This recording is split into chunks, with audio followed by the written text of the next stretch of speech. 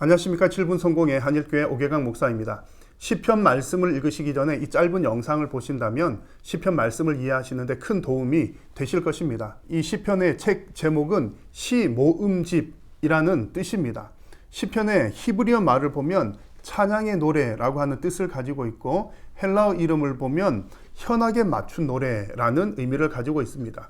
주로 예배 때 찬송으로 많이 사용되기도 하였지만 모든 시편들이 다 찬송가는 아닙니다. 그리고 이 시편을 다윗의 책이라고 부르기도 합니다. 다윗의 책으로 불리는 이유는 다윗이 많은 시편들을 기록했기 때문입니다.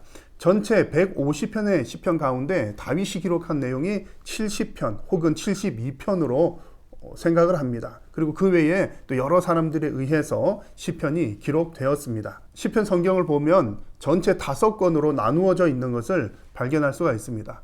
먼저 시편 제1편에서 41편까지를 1권입니다. 시편 1권의 주된 내용들은 하나님께서 다윗을 왕으로 높이시는 장면들이 나오는데, 이것은 궁극적으로 예수 그리스도께서 왕으로 통치할 것을 보여주시는 내용들입니다. 제2권은 42편에서 72편까지의 내용들입니다. 제2권에서는 시온 왕과 인간 왕에 의해서 하나님의 통치가 이루어지는 것을 기록하고 있습니다. 제3권은 73편에서 89편까지의 내용들입니다. 대부분의 공동체 탄식시들이 제3권에 위치하고 있습니다.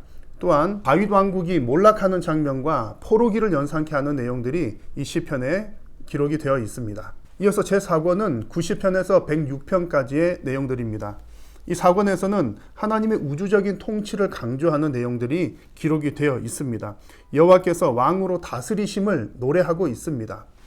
마지막 부분은 제107편에서 150편까지 5권의 내용으로 구성이 되어 있습니다. 성전으로 올라가는 노래와 할렐루야 시편들은 시온의 회복과 또 시온 성전에서의 예배를 강조하고 있습니다. 궁극적으로는 예수 그리스도를 통한 하나님의 나라가 회복되는 것을 보여줍니다. 이렇게 총 1권에서 5권까지 기록이 되어 있습니다만 시편 1편과 2편은 그 전체 내용의 서론 부분에 해당이 된다고 볼 수 있겠습니다.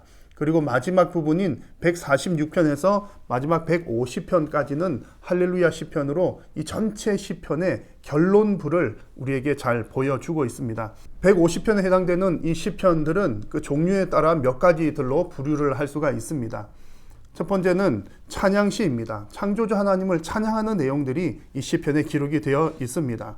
그리고 두 번째는 탄식시입니다. 인간의 질병, 전쟁, 억울한 일 등의 어떤 위기 상황 가운데서 기록한 시편들의 내용들입니다. 감사시는 하나님의 구체적인 구원하심에 대한 감사하는 내용들을 담고 있고, 제왕시는 왕의 일생과 관련된 내용들을 우리에게 보여줍니다. 메시아의 출현을 갈망하는 내용들이 제왕시에 담겨져 있습니다. 마지막으로 지혜시는 하나님의 말씀과 또 삶과 믿음에 대한 교훈들을 주는 내용들이 지혜시입니다. 시편 150편 전체의 주제는 여호와를 영원히 찬송할지어다 라는 내용입니다. 1권에서 5권까지의 각 권의 마지막 부분들에 보면 여호와를 송축하라, 여호와를 찬양하라, 여호와를 영원히 찬양하라 라고 하는 내용들이 반복적으로 결론적으로 맺어지고 있습니다. 그래서 시편 전체의 주제는 여호와를 영원히 찬송하라는 내용입니다. 시편 말씀을 읽으시다 보면 시편들 가운데 제목이 있는 시편들이 있습니다. 예를 들면 시편 3편은 다윗이 그의 아들 압살롬에게 쫓겨다닐 때에 지은 시라는 내용이 있고, 시편 80편 같은 경우는 아삽의 시, 인도자를 따라 소사님 에두세 맞춘 노래라고 되어 있습니다. 이 표제를 통해서 우리는 그 시편의 배경이 무엇인지와 또 어떤 방식으로 노래하는 찬송인지를 알 수가 있습니다. 그리고 시편 중간중간에 약 71회 정도 셀라라고 하는 표현이 등장을 합니다. 셀라라고 하는 표현의 뜻을 정확하게는 알 수 없지만 음악적인 용어, 음악적인 기법으로 이해를 할 수 있습니다. 크게 소리 높여 찬양한다라고 하는 의미와 찬양하는 중간에 악기가 연주되는 동안 잠시 멈추고 묵상하는 시간을 갖는다, 잠시 쉬는 타임이다 라고 하는 의미로 해석하기도 합니다. 시편을 읽으실 때 무엇보다 가장 중요한 것은 이 시편의 내용들은 오실 메시아 예수 그리스도에 관한 예언의 내용들을 담고 있다는 사실입니다. 시편에는 예수 그리스도에 대한 수많은 예언들이 기록되어 있습니다.